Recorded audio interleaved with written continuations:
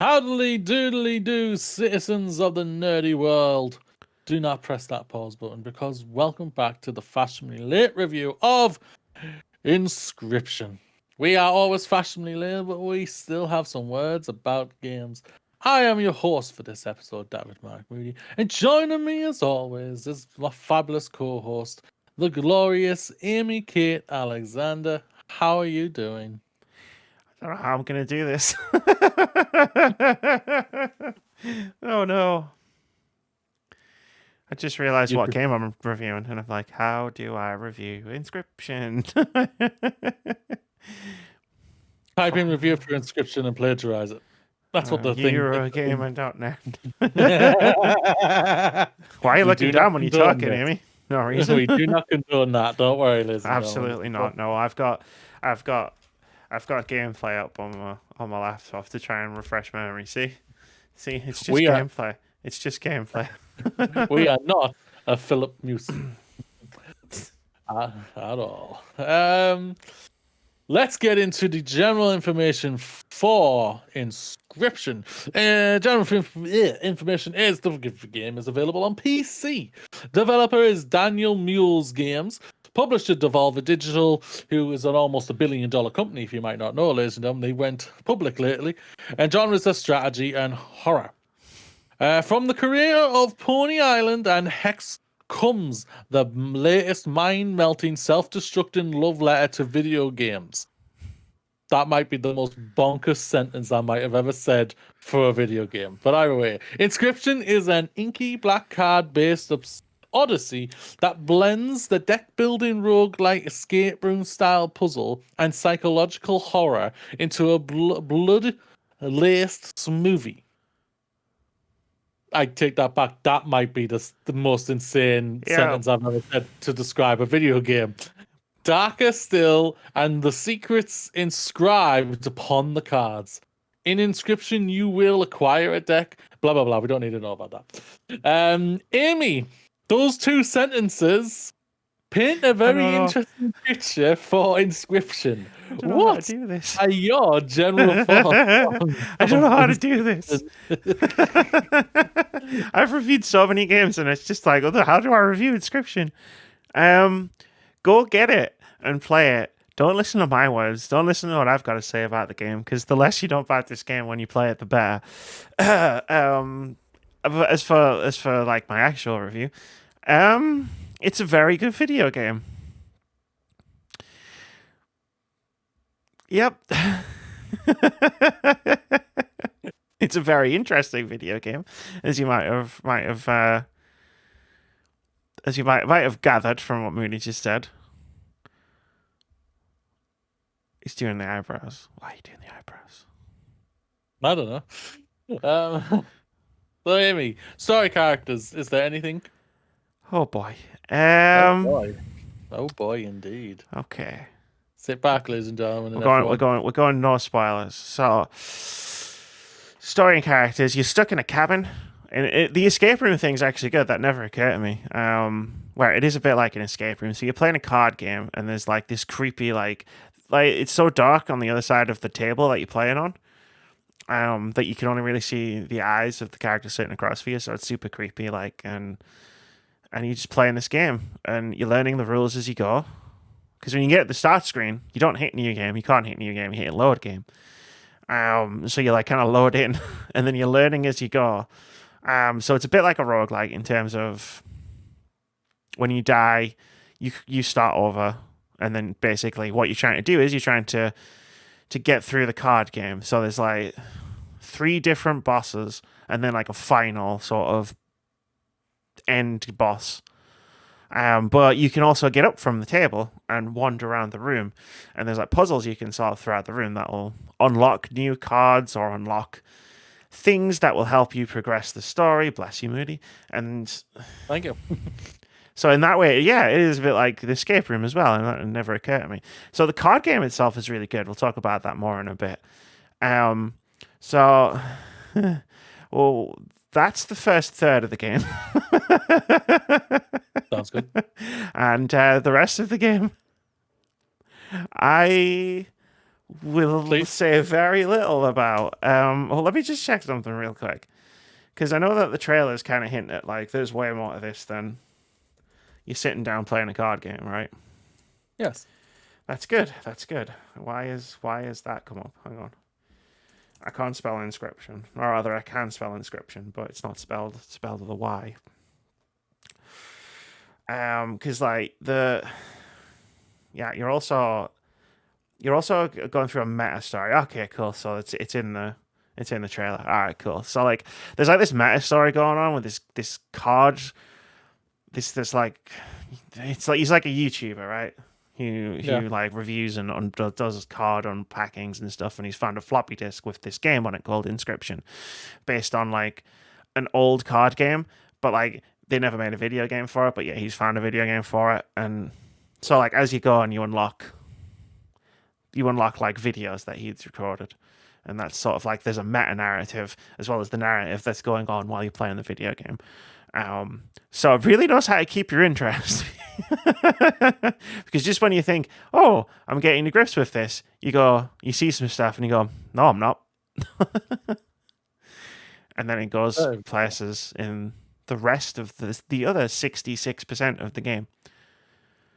It goes places indeed. Gameplay design. How is that for you? So the card game is actually really good. Like it could be its own standalone card game. You have your cards, you have your creature cards, and then you have resource cards, which are squirrels.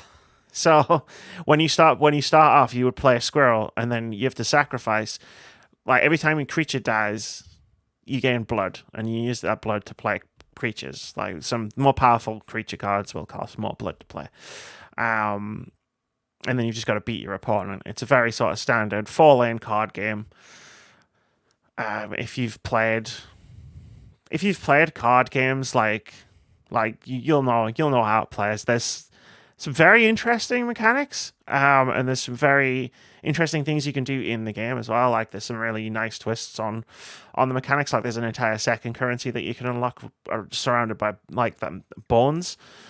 So certain cards will cost a different type of currency. And it's like, I've always really liked deck builders, like roguelike deck builders, but I've always found it really difficult to build a deck that like has synergies.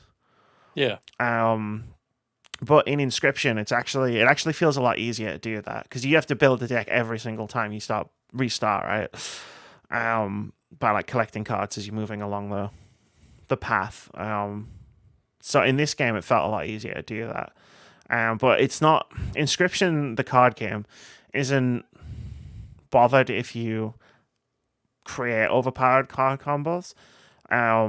Like, it doesn't try to, like, stop you in any way. Like, there's mechanics where you could sacrifice one card and give it special ability to another card. That you've got... There's things like that. So you can really go to town on creating cards like the card that you sacrifice might be balanced, but then you can then take its ability and put it on a card where it's just like, this is now OP. This is how I beat the card game section, really. I accidentally cheesed it.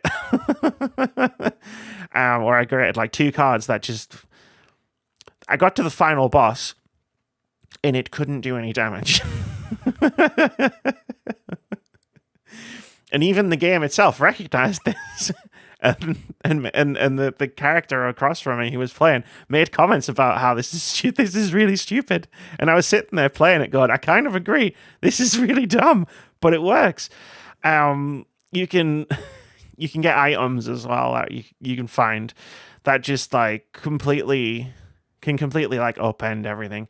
Like you get a pair of scissors so you can like just cut a card up. So if you can do that to the final boss as well, as I found out later. You can just cut the card if you've got a pair of scissors and that's it, you've won.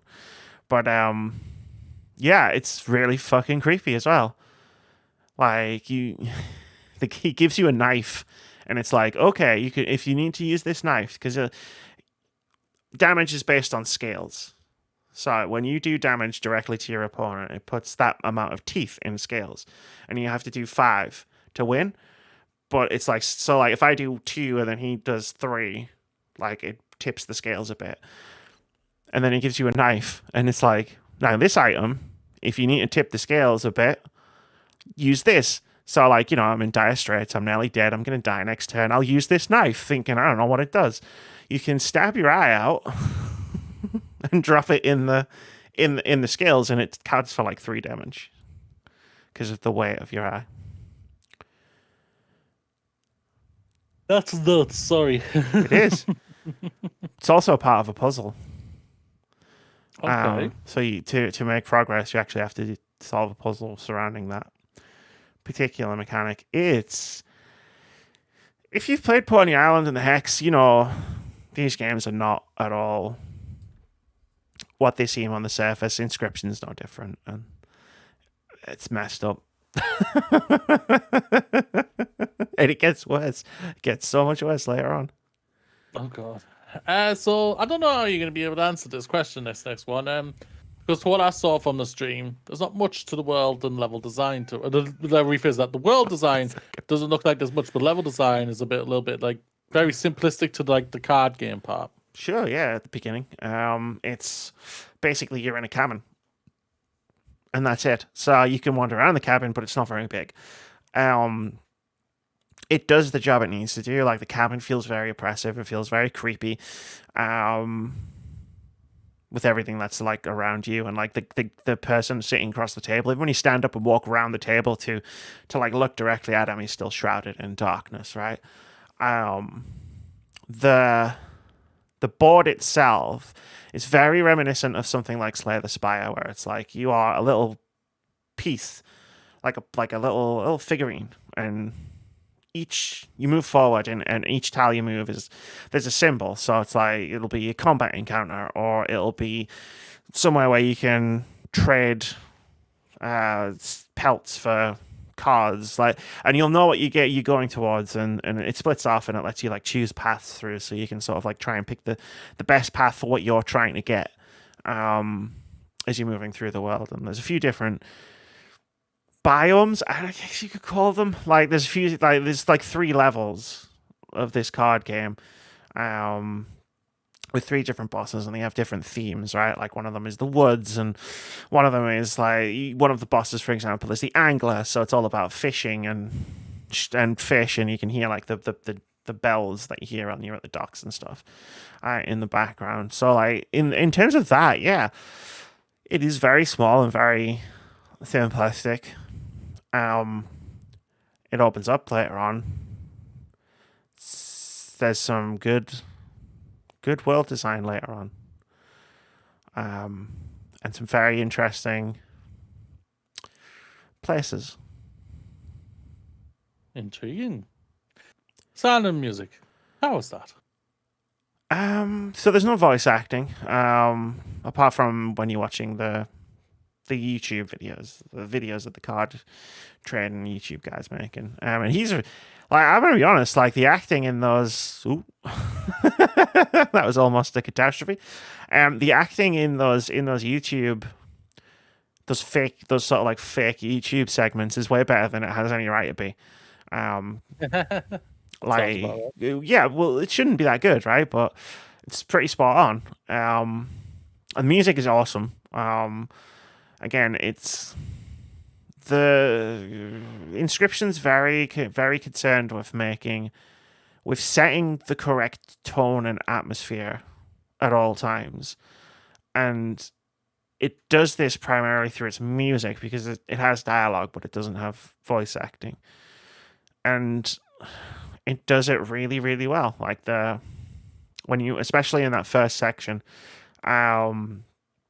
like, the music's intense, right? It's very ominous when it needs to be. It's very creepy when it needs to be, but like, it's always there and in sort of like the background, and whatever's happening on the screen, the music is elevating that to where it needs to be.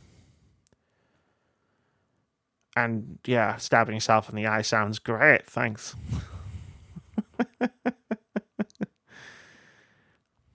Just the best. Just the best. Just fantastic. It's exactly how I thought it would be if I stabbed myself in the eye and pulled it out and put it in a scale to win a card game.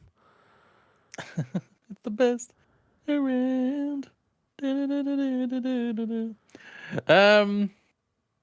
What didn't work? All games are not perfect, even though some can get a 10 out of 10, even though we don't do scores here. We don't do scores here. What are your thoughts? Scores what are dumb. didn't work? I'm trying to think of how best to word this. So, I mean, first of all, if you don't like card games, or if you're not very good at them, you are just. I was relying to get past the first part of this game, especially. I was relying on blind luck, right? Like, because I'm not very good at card games. I'm not very good at deck builders, as everybody who came to the stream saw. So you can get frustrated if you're constantly having to play and play and play and play. Because this isn't Hades. This isn't like you're advancing the story every time you die. You get to a certain point where you've solved the puzzles that you need to solve and you have the item that you need for the last thing that you do in this part of the game. And then it's like, right, cool, now you've just got to beat the card game. And it's like, great, now I've just got to beat the card game. But I got through it eventually, but it's not Slay the Spire levels of difficulty. It can be done by someone who is bad at card games. Exhibit A. So that would be the one main thing. And the second main thing is it does go on a bit too long, I think. There are a number of acts, we'll call them. And like I was really into the meta story of this game, right? I wanted to know what was actually going on. And I feel like you have to go through huge chunks of the game sometimes before you get the next sort of drop of story in terms of the meta story. And like sometimes it just felt like I'm not getting enough of that. And there's a part of this game, I don't know how to say this without spoilers, but there's a part of this game where it's just like we're doing this again.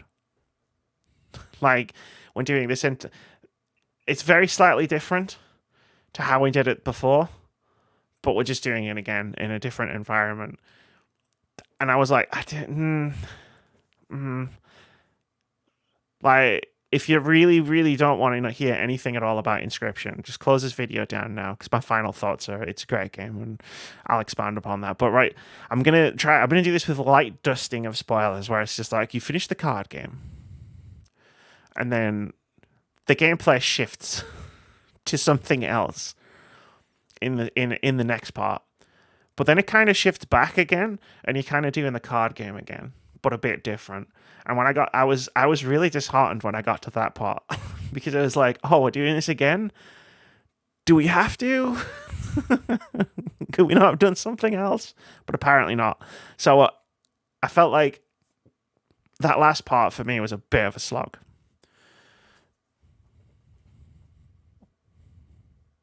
Very interesting. And what is there anything else you want to shout out before you get to your final thoughts? I hope people don't sleep on this. Like, people have a tendency to sleep on games that are very different, and Inscryption is a very different kind of game. Like this than most of what you've ever played. It was the same with Pony Island, and it was the same with the Hex. But these are really cool, interesting games. That do a lot of things that you've probably you'll be playing this you'll play this game especially if you've never played Daniel Mullins' previous 2 games, and you'll be like, wow, I've never seen a video game do something like this before. And I mean, that's pretty cool. No matter what, right? So it's worth a try. It's worth a punt. Like, if you're at all even a slightest bit intrigued. There's no doubt about it. Like, what is intriguing of this game is that, to what I can tell, that it does something different and it doesn't rest on its laurels. It's like, unlike the main thing, like I think a lot of people are when it comes to the big AAA games out there, it's that they do nothing but the same stuff all the time. It's the same thing. They pump out sequel after sequel after sequel as much as they can and don't really change things up. Yeah. This one, you can clearly see that it's not just a card game. This is something different. They've added in something else that will really change it up, and it'll either work for you or it won't work for you. But either way, I take my cap off for them that they did ballsy enough to change it up and go for something different. And Because it'll that's the take only you by way surprise. Yeah. Yeah, it's the only way we're going to properly innovate in the video game industry because the AAAs don't want to do it. I mean, right? So I've been playing Guardians of the Galaxy yesterday, right? Review pending in the future sometime, and it's like it's a good game and I'm enjoying it, but it's like, okay, once you've played the first hour of Guardians of the Galaxy, it's like there's no more surprises left for you. Like there's a story and characters, and there might be like some surprises and what happens in the narrative and stuff, but like from the game's perspective, it's like nothing that happens in that game is going to surprise me. Is that it, Amy? Any more you want to continue, or I don't know. I'm good. Like, give it a try. Like I say, it'll come out of nowhere with stuff sometimes, and it will just blow your fucking socks off. Well, go check it out, ladies and gentlemen. Let us know what you think of the game. Did it work for you? Are you in the middle? Or is it just something that is not for you? Leave a comment down below. As it's time for us to get the hell out of here to play some more games for us to eventually review them later. Amy, it's time to say goodbye. Peace. Peace.